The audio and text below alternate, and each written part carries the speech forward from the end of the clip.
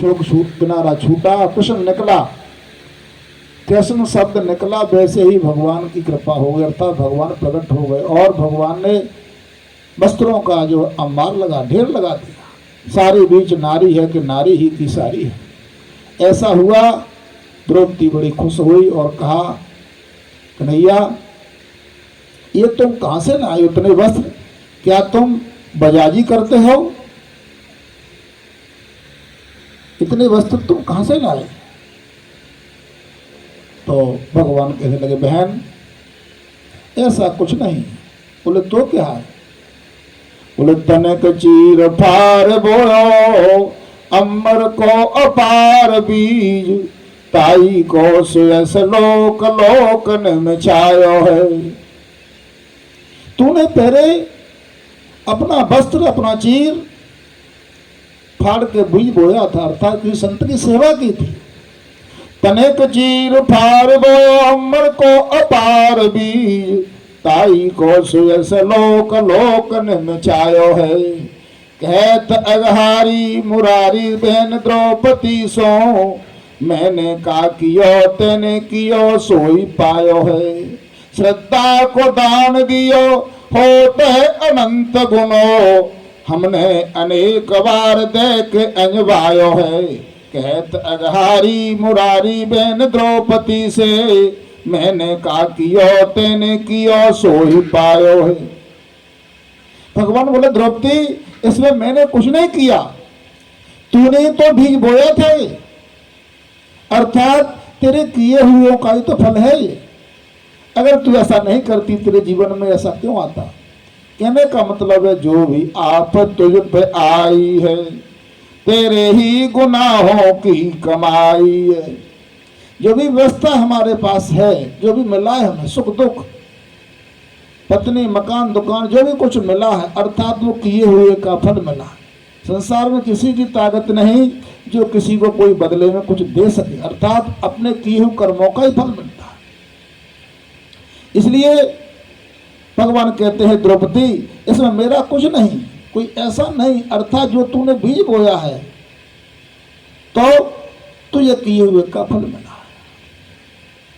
इसलिए भगवान कहते, बहन इसमें मेरा कोई वो नहीं है।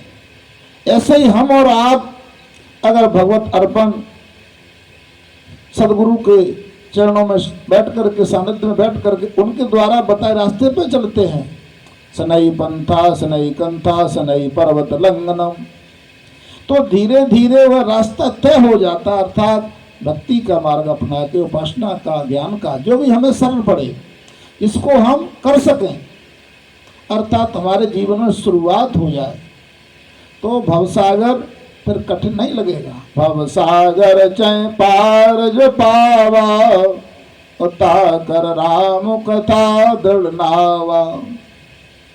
उसके लिए भवसागर, भगवान की कथा भवसागर से पार होने के लिए बन जाए। शर्त वही है कि बस शुरू कर दे, चलना शुरू कर दे। जब तक हम उसका मनन, चलना का मतलब मनन नहीं करेंगे, उस पर चलेंगे नहीं, चाहे आप हो चाहे हम हो, तब तक वहाँ के वहीं रहेंगे। हमारे जीवन में चलना आ जाए। चलना तभी आता है कि जैसे हमारे मन में बचपन में, जवानी में जो खान पान था, नियम था, वो बदला कि नहीं बदला। इंद्रियों से, जो कानों से पहले सुनते थे हम, अब सुनने में क्या अंतर है? पहले हम खाते पीते थे, उस खाने पीने में अब क्या बदलाव है? हमारे देखने में क्या बदलाव है? हमारे चलने में क्या बदलाव है? अर्थात बदलाव ही चलना है। ये चलना कोई रास्ता वैसे नहीं तय करना, चलना यही है। हम जो भजन पूजन कर रहे हैं, माला जाप कर रहे हैं, मंदिर में पूजा कर रहे हैं, जो पहले करते थे वही अब कर रहे हैं। बच्चा स्कूल में पढ़ने गया, कक्षा 1 में गया, 2 में गया, 3 में गया, तो हर साल बदल रहा है। परीक्षा देकर अगली कक्षा में पहुंच रहा है। और हम पूजा भजन करते हुए, दान तपस्या यज्ञ हवन जो भी गंगा स्नान करते हुए अगर हम वही कर रहे हैं, तो फिर बदलाव कैसे माना, चलना कैसे माना जाएगा? चलना तभी सार्थक होगा जब तक हम मंजिल की ओर चलें और कुछ छूटता जाए। अर्थात कृषि निरावै चतुर सुजाना, और जिम बुध तजय मोह मधुमाना। इस प्रकार से किसान फसल की जब निराई करता है तो खरपतवार को काटता जाता, छांटता जाता है और फसल को छोड़ता जाता है। फसल के पौधे चाहे ज्वार हो, गेहूँ हो, कुछ भी हो, उसको छोड़ता जाता है। इसी प्रकार से हमारे जीवन में दुर्गुण, दुराचार, पापाचार, अनाचार ये खत्म हो रहे हैं, कम हो रहे हैं कि नहीं हो रहे, अर्थात मिक्स तो नहीं बने हुए, तो फसल फिर दब जाएगी, अर्थात गुण दब जाएगा। इसलिए किसी निराव चतुर सुजान समझदार लोग होते हैं, वो अपने मोह और मान को, मद को धीरे धीरे कम करते हुए आगे बढ़ जाते हैं। ये महापुरुषों के संग से है। कोई रास्ता अपना करके अपने रास्ता चलना शुरू कर देते हैं तो अपने गंतव्य तक पहुंच जाते हैं। ऐसा शास्त्रों में वर्णन आया है। और जब तक हम अपने को बदलेंगे नहीं तब तक कुछ होने वाला नहीं। हो गए भव से पार लेकर नाम तेरा, हो गए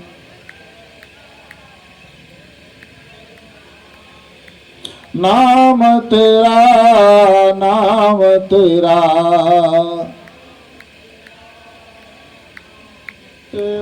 वे तो है गए भव से पार लेकर नाम तेरा है, भव से पार लेकर नाम तेरा। भगवान का नाम ले कितने लोग पार हो गए। कहने का मतलब मानस में गोस्वामी ने लिखा है, पाई न के गति पतित पावन राम भज सुन सट मना, गढ़ का अजामिल गीत किला। कहने का मतलब है कितने भक्त जब पार हो गए तो हम भी उसी श्रेणी में आ जाएं तो निश्चित ही हमारा उद्धार हो जाएगा, अर्थात भवसागर से पार हो जाएंगे। इन्हीं शब्दों को सतवाणी को विराम। ओम शांति शांति शांति।